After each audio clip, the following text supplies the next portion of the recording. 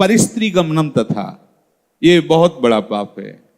उसमें भागवत में आता है नरकों के वर्णन में कि जो स्त्री या पुरुष एक दूसरे को धर्म के विरुद्ध, जैसे जब तक ब्याह नहीं हुआ तब तक बच्चा या बच्ची को ब्रह्मचर्य रहना चाहिए। ये बड़े आनंद की बात होगी, आप रख के तो देखो। अगर आप ब्याह तक ब्रह्मचर्य रहे तो आपकी गृहस्थी ऐसी फली फूलेगी, आनंदमय होगी, देख लेना। अब जैसे गेहूं गलेथ में हो, गलेथ माने होता है कि बाली निकल रही है, फूल उसमें छोटे छोटे आ रहे हैं, अब उस फसल को काट लो, कुछ नहीं मिलेगा। महीना 2 महीना रुको, उसको दाना पड़ने दो, परिपक्व होने दो, फिर अन्न राशि लग जाएगी। ऐसे ही ये ब्रह्मचर्य है। जो बाल्यावस्था से यौवन अवस्था तक अपने ब्रह्मचर्य का नाश करते रहते हैं, वो गृहस्थी लायक ही नहीं रह जाते। मतलब वो बात नहीं होती जो जीवन में होना चाहिए, गृहस्थ धर्म के लिए अनिवार्य।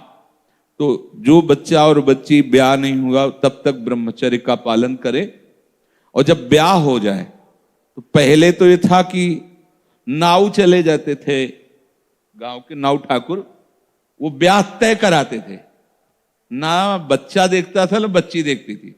कितना निष्ठा, कितनी श्रद्धा। पाणी ग्रहण के समय भले वो देख ले कि फोटो वाला जमाना ही नहीं था।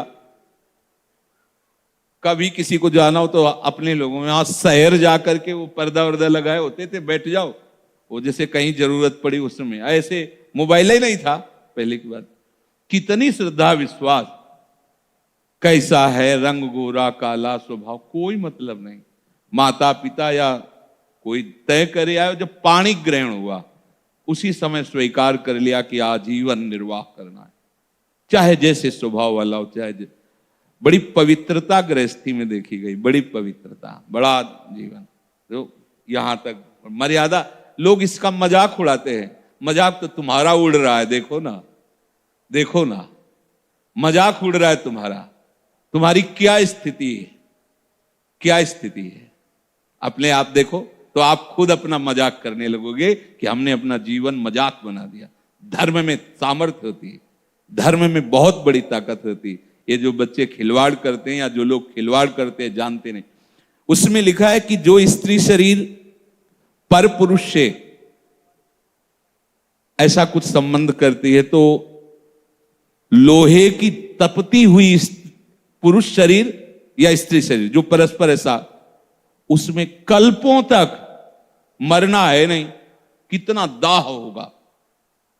रामचरितमानस में भी लिखा है, पति वंचक परपति रति करई, रौरो नरक कल्प सत परई। जो अपने पति की वंचना करके, धोखा देके किसी और पुरुष के साथ वैसा व्यवहार करती है तो बोले 100 कल्प तक रौरो नरक में पड़ती है।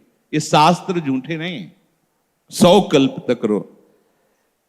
अगर तुम्हारे भाग्य में कहीं ऐसा पति है कि भाई लंगड़ा हो गया है, उसकी आंख खराब हो गई है, सुनाई नहीं देता है, वो रूपवान नहीं है, तो मिला तो तुम्हारे प्रारब्ध से ही है ना। तो अंध बधिर क्रोधी अति दीना, ऐसे उपति करके अपमाना, नारी पाव जमपुर दुख नाना। मान लो रूपवान नहीं है, अंधा बहरा, कैसा भी भगवान की विधान से वैसा, उसे भगवान मान करके मानो, आराधना पद्धति से चलो।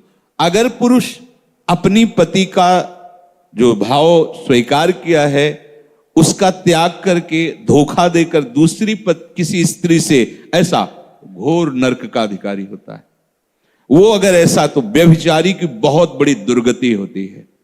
तो ऐसा कोई न समझे कि हम परिस्त्री गमन करके गोपाल शास्त्र नाम कर लेंगे तो पाप से बच जाएंगे। बकाया सामर्थ्य इतनी है कि अगर आप आज तक गलती हुई ऐसी, और आज से स्वीकार करो कि अबलो नशानी अबना नसियो, और आप भगवान नाम कीर्तन करो, गोपाल शास्त्र नाम कीर्तन करो, तो निष्पाप हो जाओगे। वो पाप आपको भोगना नहीं पड़े। पर अगर आगे फिर कर दिया तो पीछे का ब्याज सहित जुड़ जाएगा।